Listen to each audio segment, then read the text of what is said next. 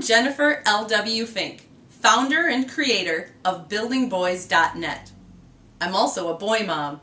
I have 4 boys between the ages of 7 and 15. My 15 years of parenting boys has definitely been an adventure and a challenge. Along the way, I've learned a thing or two. Here are 15 things I've learned in 15 years. Boys learn better when they move. You might think that they're not paying attention when they squirm on the floor, play with cars, or toss a ball while you're trying to read them a book. But trust me, they are. Research actually shows that moving helps boys integrate what they're learning. So here's a tip from one boy mom to another. Keep reading. If you don't think he's listening, stop. I'm willing to bet that he'll ask you to keep reading, or he'll ask what happens next.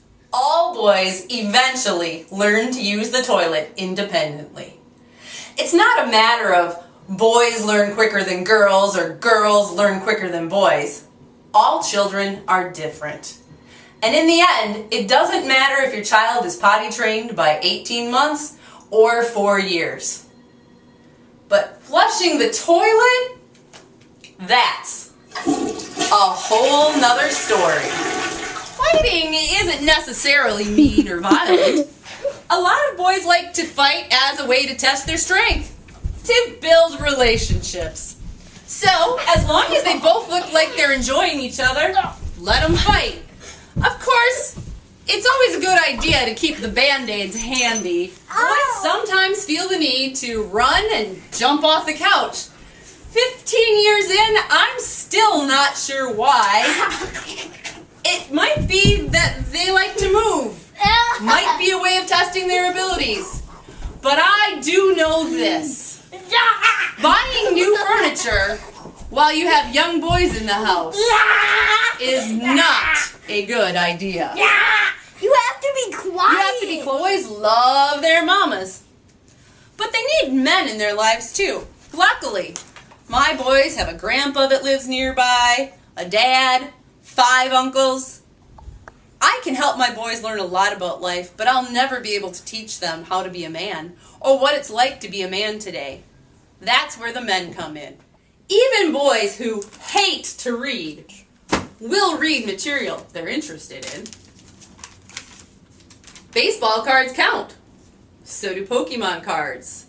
So does Sports Illustrated. Most boys prefer nonfiction over fiction. I have checked out some heavy equipment books from the library so many times over 4 boys in 15 years that I almost have them memorized. I'm a writer, so I tend to gravitate towards stories. After all, there's so many great children's books. But my boys weren't always interested in the stories. What I found, though, is that they, and a lot of other boys, love nonfiction stories. They love reading books about how the world really works, about things that happened and people that really lived. Competition is very important to boys. Boys are constantly comparing themselves to other boys. Beat me in a basketball game, little man.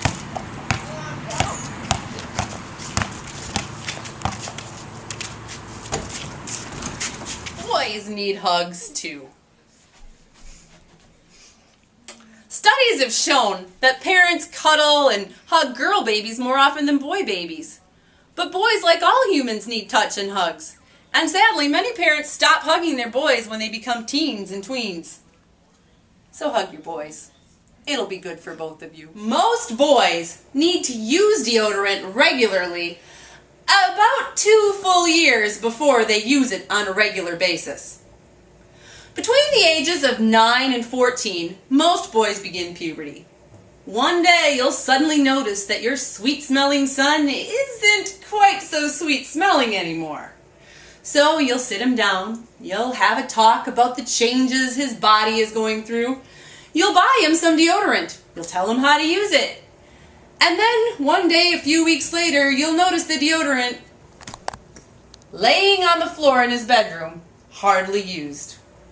But don't worry, the problem solves itself. In a few years, he'll start to care how he smells, and he'll be using that deodorant and cologne and shower gel a whole lot more regularly. Most schools are not boy-friendly. Think about it. Lots of desks, little to no recess, not exactly a conducive environment for active boys.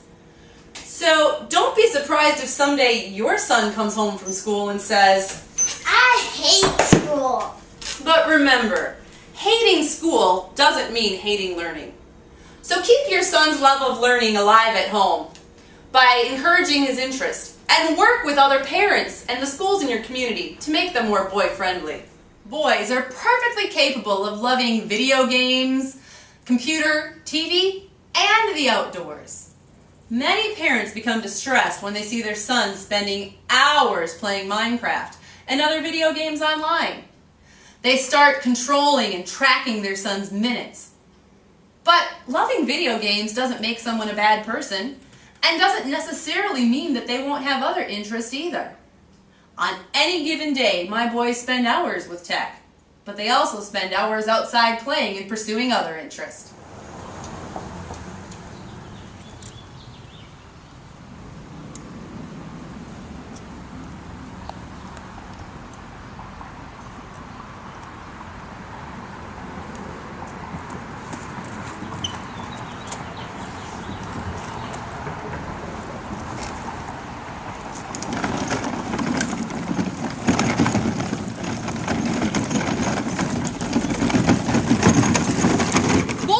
Gross motor skills mature before their fine motor skills. My third son was riding a skateboard down a hill when he was 3. When he was 4, he was riding a bike without training wheels. On the other hand, his handwriting took years to become legible. Meanwhile, his girl cousins were drawing elaborate pictures full of all kinds of details. But I learned that in boys, the part of the brain that controls gross motor movements, that allows them to kick and run and swing a bat, matures more quickly than the part that controls fine motor functions, the part that controls things like writing and drawing. No wonder somebody's always throwing a ball around here. Boys want to be loved and accepted as they are, not as you wish them to be. You might love books. Your son might love lightsabers. You might have always dreamed of having an athlete. Your son might prefer to act. Don't burden your son with your dreams and expectations. Open your mind and expand your definition of boy to love and accept your son as he is. There's no such thing as a typical boy. All boys are different. That's what I'll do.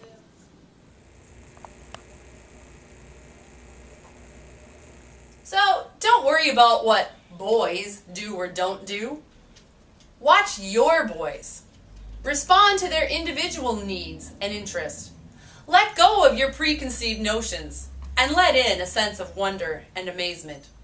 Boys are pretty amazing people.